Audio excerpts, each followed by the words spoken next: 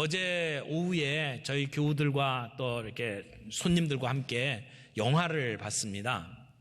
벤허라고 하는 영화를 봤는데요. 이 영화는 미국의 작가 루 윌리스라고 하는 분이 1880년에 쓴 그 소설을 영화화한 것입니다. 이 영화가 지금까지 4번 소설이 영화로 만들어졌는데요. 첫 번째 영화는 1925년에 무성영화로 만들어졌었고요. 그리고 두 번째 영화는 1959년에 여러분이 잘 아는 영화 윌리엄 와일러 감독이 메가폰을 잡았고 찰턴 헤스턴이라고 하는 배우를 내세워서 이 영화를 만들었는데 그 당시에 엄청난 흥행 기록을 세웠죠. 아카데미에서 최다 부분 11개 부분에서 상을 휩쓸었던 그러한 영화였습니다. 그리고 난 뒤에 2010년도에 TV 영화로 한번 만들어졌고 그리고 이번에 상영된 영화가 4번째 만들어진 영화였습니다. 이 영화는 단지 그 유대인 유다 벤허라고 하는 사람이 자기의 친구이자 자기와 가족을 망가뜨린 그 원수 메살라를 처절하게 응징하는 그러한 복수로 사람들이 생각을 할지도 모르겠습니다. 그러나 이 영화는 그저 단순한 복수에 관한 영화가 아닙니다. 처음에 이 책이 출간될 때에 벤허라고 하는 책 제목 밑에 부제가 나왔는데요. 그 부제가 그리스도 이야기라고 붙어 있어요. 그러니까 이 소설은 사실은 예수 그리스도에 관한 이야기고 예수 그리스도를 통해서 삶의 변화를 경험한 사람들의 이야기라고 말할 수가 있을 것입니다.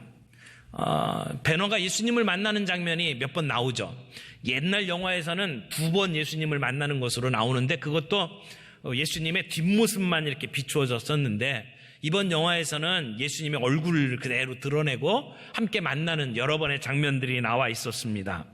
처음에는 복수심에 불타 있었지만 결국에는 모든 것을 다 용서하고 그리고 다시 한 가족으로 회복되는 그러한 그 마무리를 이번 영화를 통해서 볼 수 있었습니다. 근데 영화에 시줄 날줄처럼 계속 이렇게 엮어져 가는 그 모습 속에 예수 그리스도를 만나고 그분을 통해서 인생의 의미가 무엇이고 무엇이 진짜 구원인지를 이야기하고 있습니다. 5년 동안 정말 힘든 노예 생활 속에서 구출되는 기적이라든지 십자가에 못 박혀 돌아가시는 예수님을 만나는 그 베너의 모습이라든지 또 문둥병에 걸렸던 누이와 어머니가 치유받는 그러한 과정들을 통해서 예수 그리스도가 그의 인생에 어떤 의미가 있는지를 우리들에게 보여주는 참 좋은 영화였다고 생각을 합니다. 저는 오늘 그 베너의 삶에 관통하면서 그의 삶에 변화를 일으켰던 그 예수 그리스도의 이야기를 여러분들에게 함께 나누기를 원합니다. 오늘 우리가 함께 읽었던 이 성경 말씀은 신약, 구약 다 합해서 이 성경 안에서 가장 유명한 성경 구절이라고 생각을 합니다. 하나님이 세상을 이처럼 사랑하사 독생자를 주셨으니 이는 저를 믿는 자마다 멸망치 않고 영생을 얻게 하려 하심이니라. 여러분, 성경 말씀이 압축되어서 가장 엑기스를 남긴다, 하나만 잡아라 라고 하면 아마 요한복음 3장 16절을 잡을 것입니다. 이 말씀 한 절만 제대로 알고 믿어도 우리가 하나님 나라에 들어갈 충분한 자격이 있다고 생각을 합니다. 이 말씀의 핵심이 뭡니까? 하나님이 우리를 너무너무 사랑하신다는 말씀입니다. 여러분, 오늘 이 말씀이 나온 그 성경의 배경을 잠깐 말씀을 드리죠. 이 유대교의 가장 핵심 그룹이라고 할 수 있는 그 그룹의 한 사람인 니고데모라고 하는 사람이 한밤중에 예수님을 찾아왔습니다. 이 사람은 자기가 정말 대단한 지식인인 것처럼 예수님 앞에 이게 이야기를 늘어놨는데 예수님의 말씀이 무슨 말인지 도대체 이해하지 못하고 소위 봉창 두드리는 소리만 계속했습니다. 오죽하면 예수님께서 너는 이스라엘의 선생으로서 이런 것들을 알지 못하느냐라고 하는 말씀을까지 들었습니다. 근데 그럴 수밖에 없었던 것은 니고데모가 자기가 속해 있던 유대교의 전통 안에서만 예수님의 말씀을 이해하려고 했기 때문에 그렇습니다. 자기가 알고 있는 범위 안에서 이해하려고 하는 것. 그러니까 예수님의 말씀이 무슨 말인지 쉽게 다가오지를 않았던 것입니다. 아마 여러분 가운데 오늘 제가 드리는 말씀이 선뜻 이해가 안 되는 분들도 혹시 있을지 모르겠습니다. 그래서 이거 이야기가 좀 따분하구나 라고 생각을 하고 이 시간이 왜 이렇게 안 가 그러면서 시계를 쳐다보시는 분들이 있을지도 모르겠어요. 근데 부탁을 드리기는 아무리 시간이 안 간다고 그래도 이렇게 시계가 죽었나 하고 막 흔들어 보지는 마십시오. 제가 상처받습니다. 오늘 이 말씀, 여러분 이 말씀이 정말 이해가 되는 은혜가 있기를 바랍니다. 예수님을 만나는 그러한 귀한 경험이 여러분들에게 있기를 바랍니다. 이 세상에서 가장 소중한 게 무엇일까요? 이 세상에 가장 소중한 게 무엇이냐고 물어본다면 저는 사랑이라고 말씀을 드리고 싶습니다. 우리가 먹고 사는 것도 중요하고 또 사람 대접받고 사는 것도 중요하겠지만 그 어떤 것보다도 소중한 것은 사랑이 아닐까요? 사랑만큼 비중이 있는 것이 도대체 무엇이 있을까요? 그런데 여러분 진짜 사랑을 찾으셨나요? 만약 이 질문에 예 찾았습니다 라고 대답을 하는 분들이라면 그분들은 정말 행복한 분들일 겁니다. 근데 어떤 분들은 세상을 살면서 파랑새를 쫓아가는 것처럼 사랑을 찾았는데 근데 내 손에 잡아보지는 못했습니다 라고 말을 하시는 분들이 혹시 있을지도 모르겠습니다. 만약 그렇다면 우리의 삶은 행복한 인생은 아닐 것입니다. 사랑이 그 사람의 인격을 좌우합니다. 사랑이 그 사람의 정신과 영혼을 좌우합니다. 사랑에 의해서 행복과 불행이 결정됩니다. 여러분 사랑이 얼마나 중요한지에 대해서는 더 많은 이야기를 안 해도 여러분이 충분히 동의하실 것이라고 생각을 합니다. 그 사랑에 대해서 오늘 몇 가지 말씀을 좀 드리려고 합니다. 주보 안에 보시면 한 7가지 이렇게 중요한 내용들을 정리를 해놨습니다. 첫 번째 내용은 하나님은 사랑이시다라고 하는 것입니다. 오늘 본문에 보니까 하나님이 세상을 이처럼 사랑하사라고 말씀하셨어요. 여기서 세상을 이라는 말은 이 땅 위에 있는 우리 모두 인류를 말하는 것입니다. 그 가운데 저와 여러분들이 함께 포함되어 있습니다. 하나님이 우리를 사랑하셨다는 겁니다. 이처럼. 여기 이처럼이라고 하는 말은 극진히라는 말로 바꾸셔도 좋을 것 같아요. 너무너무라고 하는 말로 바꾸셔도 괜찮을 것 같아요. 요한복음 3장 16절을 펼치자마자 우리는 이런 사랑의 고백을 듣습니다. 하나님이 세상을 이처럼 사랑하사, 하나님이 우리를 너무너무 사랑하셨다라고 하는 이 고백을 발견하게 됩니다. 하나님이 우리를 이처럼 사랑했다는 말이 뭐 그리 대수냐라고 생각하실 분이 있을지 모르겠습니다만 여러분 사랑이 모든 것에 문제가 될 수 있습니다. 부부간의 사랑, 그 안에 여러분이 만족하지 못한다면 원인이 뭡니까? 사랑의 결핍입니다. 자식들이 잘못되는 것, 그것도 사랑의 결핍이 원인입니다. 우리가 인생살이 하면서 고독을 느끼고 삶의 허물을 느끼고 방황하는 이유도 사랑이 없기 때문에 그렇습니다. 그런데 성경은 가장 가까운 사람, 남편이나 아내, 부모나 자식이 채워줄 수 없는 그 마음의 공백을 채워주면서 우리를 사랑하는 분이 있다고 말씀을 하고 있습니다. 저는 이 시간 그 하나님의 사랑에 대해서 이야기를 하려고 합니다. 근데 사실 그 사랑이 얼마나 큰 건지 그건 잘 모릅니다. 단지 하나님이 날 사랑하시는구나 라고 하는 것을 확신합니다. 그러나 그 사랑이 얼마나 큰지에 대해서는 우리는 잘 이해를 못합니다. 부모님들이 우리를 사랑하셨어요. 우리는 어렸을 때 그 부모님의 사랑을 잘 이해를 못합니다. 그 사랑이 얼마나 큰지 잘 모릅니다. 좀 자라나면서 또 철이 들면서 사랑이 이런 것이었구나 라고 그때 조금씩 알아가는 것이죠.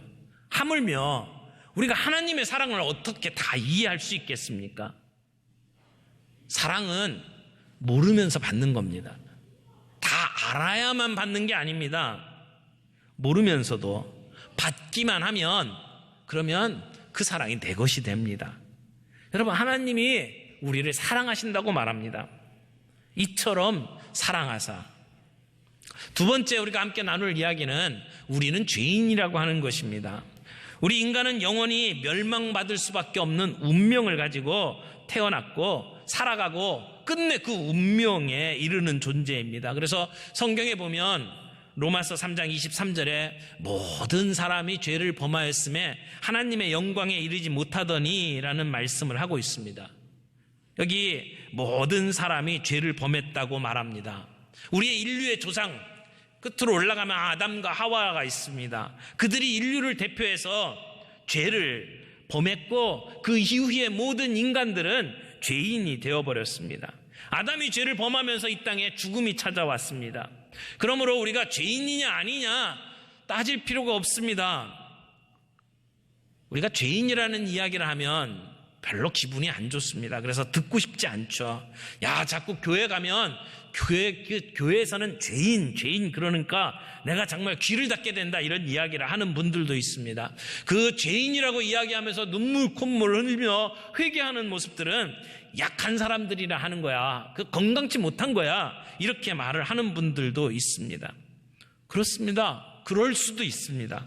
그러나 우리가 죄인이냐 아니냐를 구별짓는 분명한 방법이 하나 있습니다. 내가 죽나 안 죽나를 보면 압니다. 안 죽으면 의인입니다. 죽는다면 죄인입니다. 저는 목사이기 때문에 장례식에 참 많이 참석을 합니다.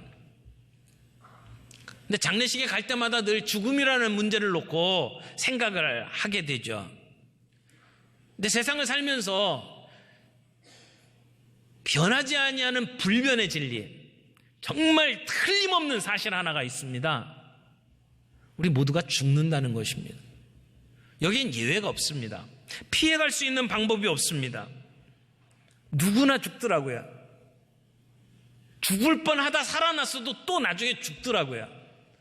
우리는 앞서거니 뒤서거니 하면서 이 길을 걸어갑니다. 죽을 수밖에 없습니다. 여기에는 저와 여러분도 포함되어 있습니다. 모든 사람이 죄를 범하였음에 하나님의 영광에 이르지 못하더니, 하나님의 영광에 이르지 못하더니라는 말은 사람답게 못 살았다는 이야기입니다. 사람답게 태어나지도 못했고 사람답게 살지도 못했다는 얘기예요. 우리가 원래는 하나님과 교제하면서 복을 누리면서 살아가야 될 존재인데 우리가 죄인으로 태어났고 그리고 죄인으로 죽을 수밖에 없는 존재라는 겁니다. 그러니까 자연히 우리는 공허함을 느낄 수밖에 없고 그 공허함을 채우기 위해서 다른 대상들을 찾아서 헤매는 것이 우리의 인생이라는 것입니다. 우리 인간은 외로우면 병이 들게 돼 있습니다. 하나님이 우리와 친구가 되어서 이 세상을 살아가도록 만들었는데 우리가 하나님이 되려고 하다가 죄인이 되어버렸습니다. 그래서 자기도 망하고 그 모든 후손들도 망하게 됐습니다. 여러분, 그래서 사람들이 하나님을 대적합니다. 때로는 무관심합니다. 우리의 인간의 모습이 결국은 이 두 가지에 속합니다. 하나님을 대적하든지 아니면 무관심하든지. 이것이 하나님 앞에 우리가 죄인이라고 하는 것을 증명하는 모습입니다. 그런데 문제가 있습니다. 세 번째, 죄의 대가가 있다는 겁니다. 죄의 대가는 죽음입니다. 하나님과 결렬되어서 살아온 우리의 인생, 그 결과는 죽음입니다. 성경에서는 죽음을 세 가지로 설명을 합니다. 여러분, 지금 제 손에 예쁜 아름다운 꽃이 이렇게 꺾여가지고 쥐어져 있다고 생각을 해보십시오. 제가 금방 어떤 꽃을 꺾었어요. 지금 아름답습니다. 하지만 이미 나무에서 떨어졌습니다. 생명의 줄기에서 잘린 겁니다. 겉으로는 예쁘고 아름답지만 그러나 그 꽃은 어떤 의미에서 이미 죽은 겁니다. 우리가 지금 숨을 쉬고 멋지고 아름다운 옷을 입고 이렇게 살아가지만 생명의 줄기에서 끊겼다면 그 영혼은 이미 죽은 거나 다름이 없습니다. 그래서 성경에서 말하는 첫 번째 죽음은 영적인 죽음입니다. 생명의 근원에서 단절되고 끊겼다면 영적으로 죽은 겁니다.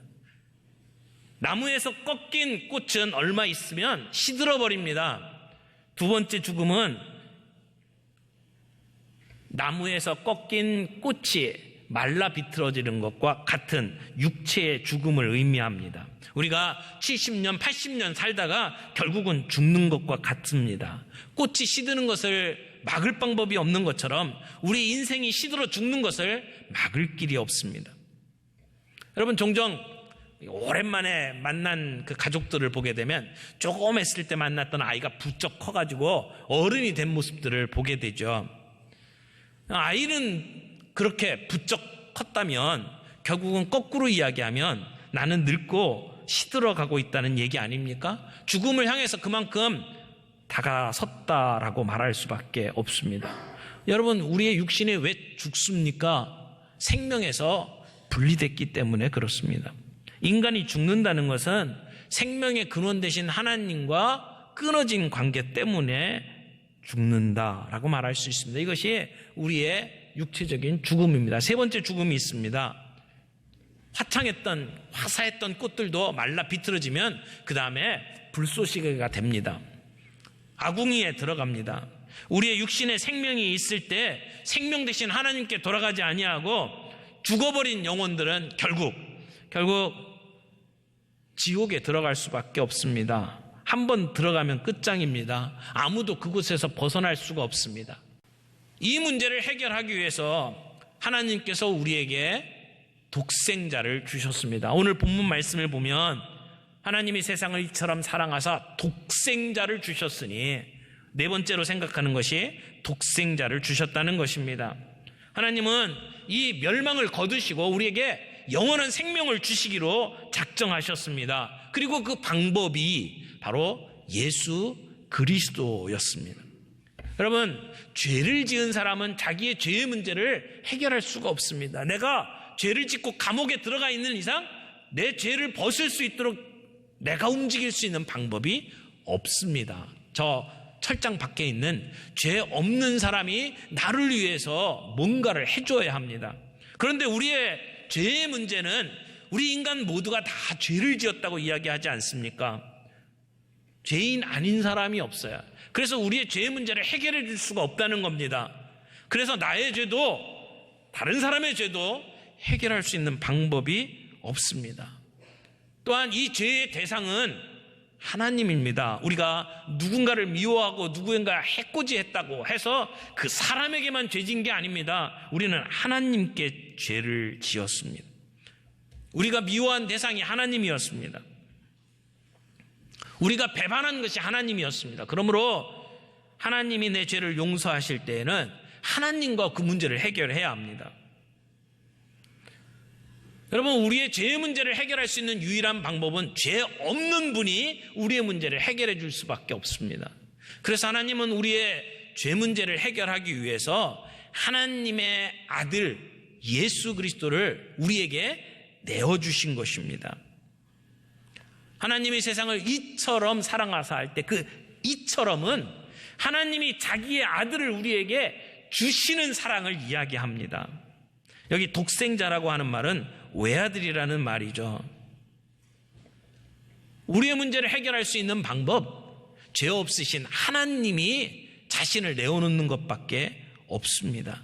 그래서 예수 그리스도를 이 땅에 보내시고 우리와 같은 몸으로 이 땅에 살게 하시고 우리의 죄를 대신 짊어지고 십자가에 죽게 만드셨습니다.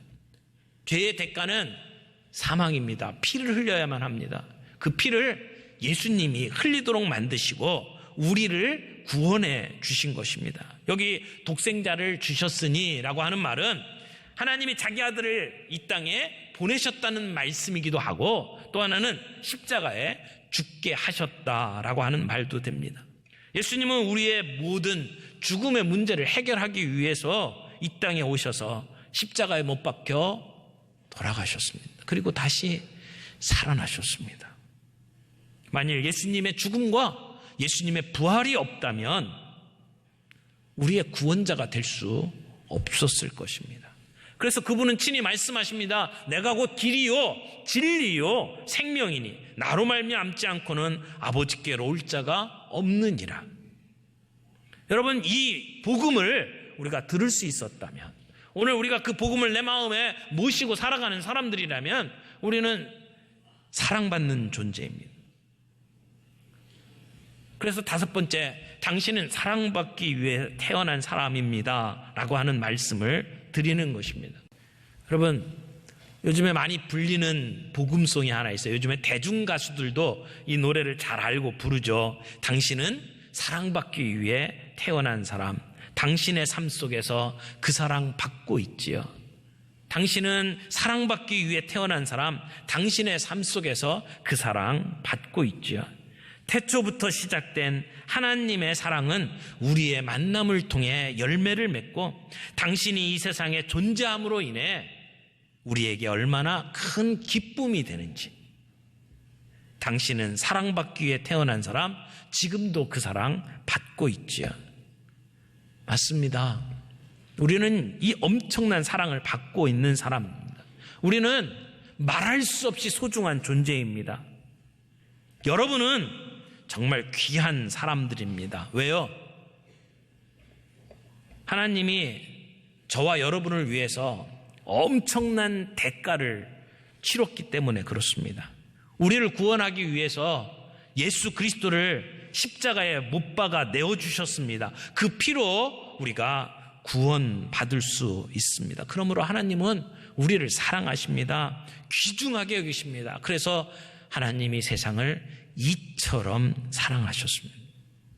여섯 번째, 믿는 자에게는 영생이 있습니다.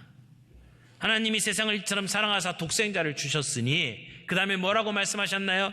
이는 저를 믿는 자마다 멸망치 않고 영생을 얻게 하려 하심이니라. 여러분, 하나님의 사랑에 대해서 우리가 대충 들었습니다. 이제 우리가 해야 될 일이 있습니다. 그 황송한 사랑을 우리가 받는 것입니다. 어떻게 해요? 오늘 본문에 보니까 저를 믿는 자마다 이렇게 이야기를 합니다. 예수님이 나를 위해서 이 땅에 오셨고, 예수님이 나의 죄의 문제를 해결하기 위해서 십자가에 못 박혀 죽으셨고, 나를 위해서 부활하셨다는 사실을 믿는 것, 그분이 나에게 영원한 생명을 주시는 분, 구원자라는 사실을 믿는 것, 그것이 그 사랑을 내 손에 황송하게 받아들이는 방법이라고 이야기를 합니다. 여러분, 이 사랑 받고 싶지 않습니까? 일곱 번째, 예수님을 영접하십시오. 오늘 이 시간 주님께서 여러분들에게 예수 그리스도를 마음속에 영접하는 그러한 은혜를 주시기를 바랍니다. 그래, 맞다. 내가 죄인이다. 이제 나는 하나님 없이는 못 산다. 내가 60년, 70년, 80년 살다가 떨어지는 가랑잎 같은 존재가 아니다. 우리의 인생 다음에는 무언가가 있다. 그것이 예수 그리스도를 통해서 해결된다면 나는 예수 믿겠다. 하나님이 나를 위해서 그렇게 사랑을 베풀어 주셨다면 그 사랑이 구체적으로 무엇인지 아직은 잘 모르지만 내가 그 사랑 받아보고 싶다. 그래서 예수님, 내가 예수님을 믿겠습니다. 내가 그 사랑을 받겠습니다. 여러분, 이렇게 여러분의 마음속에 결심하면 우리가 잘 몰랐던 하나님의 사랑이 우리의 가슴 속에 느껴지기 시작을 합니다. 주님이 우리를 사랑하신다는데 거부할 이유가 없습니다. 그래서 주님, 저는 죄인입니다. 영생을 받을 자격이 없습니다. 그러나 나 때문에 이 땅에 오셔서 돌아가신 그 예수 그리스도, 죽었다가 다시 살아나신 예수 그리스도, 그분을 나의 주인으로 내가 모시기를 원합니다. 들어오셔서 내 죄를 용서하시고 내 인생을 이제 책임져 주시옵소서. 그렇게 기도하게 된다면 오늘 하나님의 자녀로 우리는 거듭날 것이고 우리의 인생 마지막 끝날까지 그 주님과 함께 동행할 줄을 믿습니다.